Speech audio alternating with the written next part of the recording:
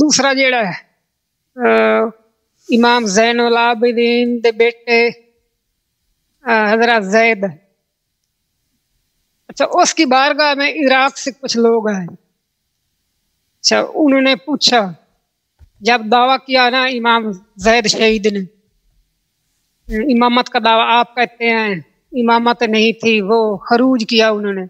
چلو جو بھی کیا، بیعت لینا شروع کی، 40,000 لوگوں نے بیعت کی. اس وقت ان لوگوں نے جو بیعت کر رہے تھے انہوں نے پوچھا امام صاحب پہلے یہ بتائیں کہ ابو بکر عمر کے بارے میں آپ کا کیا عقیدہ ہے؟ امام زین العابدین کے بیٹے حضرت زید نے فرمایا بھائی تم کون لوگ ہو؟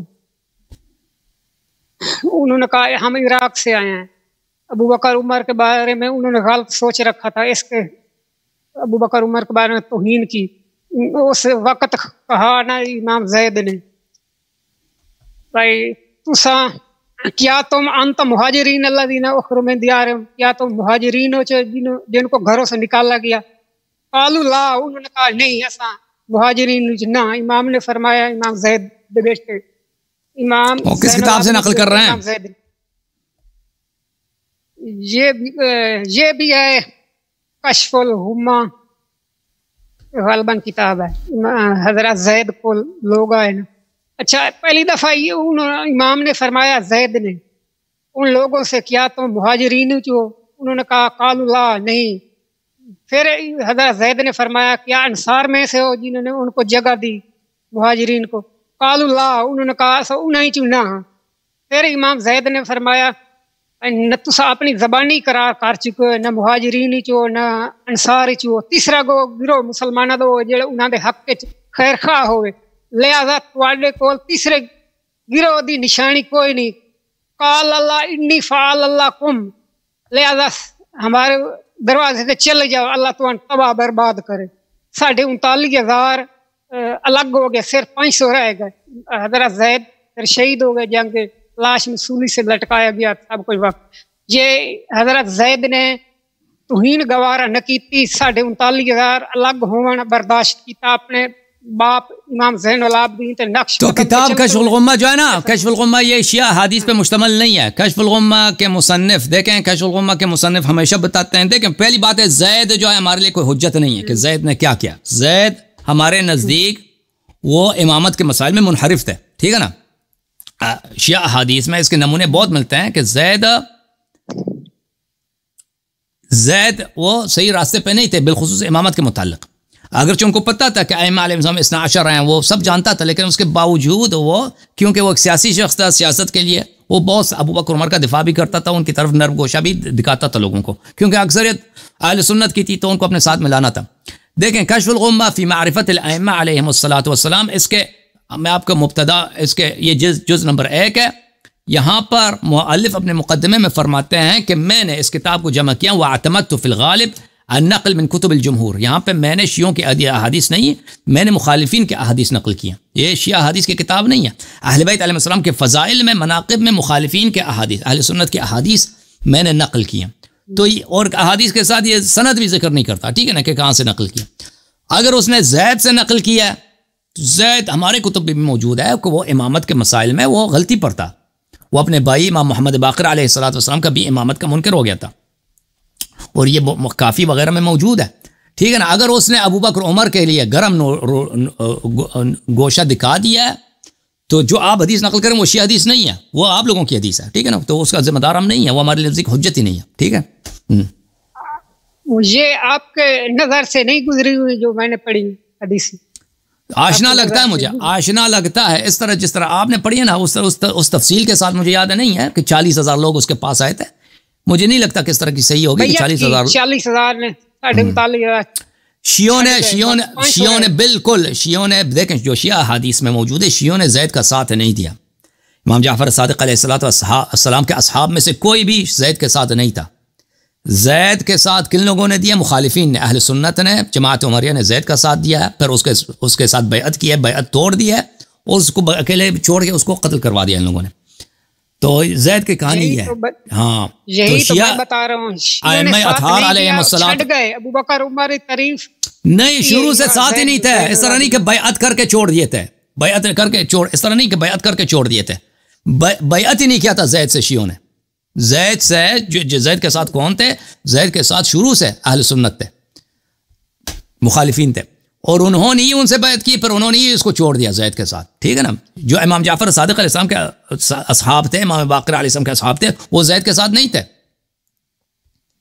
پاکستانی اہل تشیع تو زید شہید مانتے ہیں, سب مانتے, صرف آپ وہ جہالت ہے, وہ جہالت ہے, بیوقوفی ہے. جی ہاں جی, وہ کچھ دیکھیں, وہ زید کو اس لیے زید شہید کہتے ہیں کہ وہ امام زین العابدین علیہ السلام کے احترام میں, امام باقر علیہ السلام کے احترام میں, کہ ایک امام کا بھائی ہے, ایک امام کا بیٹا ہے. روایات بھی زید کے متعلق شیعہ احادیث میں مختلف ہیں. بعض روایات میں اس کی مذمت ہے, بعض میں اس کی تعریف ہے, لیکن جو صحیح روایات ہیں وہ زید کی مذمت میں زیادہ ہیں. زید کی مذمت میں بہت سارے روایات ہیں. اس کے وہ غلطی پہ تھا, اس نے غلط کام کی, شاید اس کے ارادے صحیح ہوں, ہو سکتا ہے اس کے ارادہ صحیح ہو کہ میں قیام کروں گا, میں بنی امیہ کو شکست دوں گا, پھر میں حکومت جو ہے حقدار کو دوں گا, جو میرا بھائی امام باقر میرے بڑے بھائی ہیں, یا امام جعفر صادق علیہ السلام کو, شاید اس کا ارادہ یہ تھا. لیکن اس نے جو کام کیا نا وہ ائمہ علیہ السلام کی اجازت سے نہیں کیا تھا. جی ہاں, اس پر بات کیا فتویٰ لگنا چاہیے. یہی کہ غلط کیا, اس نے خطا کیا. اچھا, مولا علی کا اور ایک فرمان دکھاتا ہوں, کتاب آل ابن ابی طالب, شعر اشوب, اس کو یہ بھی کہتے ہیں. اس میں خلافت کے بارے میں خود نفی کر رہے ہیں مولا علی. ان کی حدیث ہے بھائی, وَمَن لَّمْ يَقُلْ عِندِي رَابِعُ الْخُلَفَاءِ الْأَرْبَعِ فَعَلَيْهِ لَعْنَةُ اللَّهِ. جو مجھے چوتھا خلیفہ نہیں مانتا اس پر اللہ کی لعنت. کتاب آل ابن ابی طالب. ہاں, تو چوتھا خلیفہ یہ ہے نا, پہلا خلیفہ آدم علیہ السلام, دوسرا خلیفہ جو ہے داؤد علیہ السلام, تیسرا خلیفہ جو ہے حضرت ہارون, چوتھا خلیفہ امیر المؤمنین علیہ السلام. یہ ہے اس ترتیب سے. وہ تو قرآن میں جو خلفاء ہیں نا, جو قرآن میں جو خلفاء ہیں یہ چار ہیں. انی جاعلک للناس اماما یا داؤد انا جعلناک خلیفۃ للناس. ہارون علیہ السلام سے فرمایا بلی اخلفنی فی قومی واصلح ولا تتبع سبیل المفسدین. ان تینوں کو اللہ نے قرآن میں خلیفہ بولا. ٹھیک ہے نا. چوتھا خلیفہ امیر المؤمنین علیہ الصلوۃ والسلام ہے. ہاں, چوتھا خلیفہ امیر المؤمنین علیہ السلام اس لیے ہے کہ بلے جی یا علی انی جاعل فی الارض خلیفہ, تو قرآن میں نہیں ہے, تین تو ہیں. یہ آیا ہے نا, بسم اللہ الرحمن الرحیم, ونريد ان نمن على الذين استضعفوا في الارض ونجعلهم ائمة ونجعلهم الوارثين. بل بسم الله الرحمن الرحیم, وعد الله الذين آمنوا منكم وعملوا الصالحات ليستخلفنهم في الارض. یہ امیر المؤمنین علیہ السلام کی شان میں. وہ تو امام مہدی کے بارے میں آپ بتاتے ہیں, نہیں, امام مہدی علیہ الصلوۃ والسلام اور 12 ائمہ علیہ السلام کے بارے میں. وہ تو 4 سے زیادہ بن جاتے ہیں. چوتھا خلیفہ تو چوتھا امیر المؤمنین علیہ السلام ہے نا, تو چوتھا امیر المؤمنین علیہ السلام ہے. پانچواں, ہاں, قرآن میں چوتھا امیر المؤمنین علیہ السلام خلیفے بن جاتے ہیں. پھر 12 امام تھے, ترائے ہارون, داؤد علیہ السلام, جو آپ نے بتائے. اس امت میں تو 12 امام ہے نا, اس امت میں تو 12 امام ہیں. وہ تو خلیفہ, ہاں بالکل, وہ بھی اللہ کے خلیفہ ہیں, لیکن وہ اس امت کے خلفاء نہیں ہیں. قرآن میں جو خلفاء ہیں, ہاں, چوتھا خلفاء ان کا امیر المؤمنین علیہ السلام. ٹھیک ہے نا. اس طریقے نس نہیں, کوئی سمجھ نہیں آ رہی. تو آپ کو نہیں سمجھ آ رہا نا, ہمیں سمجھ آ رہا ہے. 3 انبیاء کے بارے میں واضح قرآن مجید میں آ چکی ہے, قرآن کی آیت نس قرآن میں. چوتھے کے بارے میں یہ نبی کے خلیفہ ہیں. اس طریقے جو مجھے چوتھا خلیفہ, وہ اللہ کے خلیفہ ہیں انبیاء, یہ نبی کے خلیفہ ہیں مولا. یہ بات آپ کلیئر کر دیں.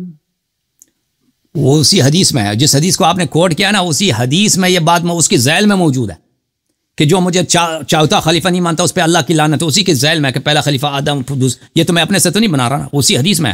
دوسرا خلیفہ ابراہیم, داؤد, تیسرا خلیفہ ہارون, چوتھا خلیفہ میں, اسی حدیث میں. ٹھیک ہے نا.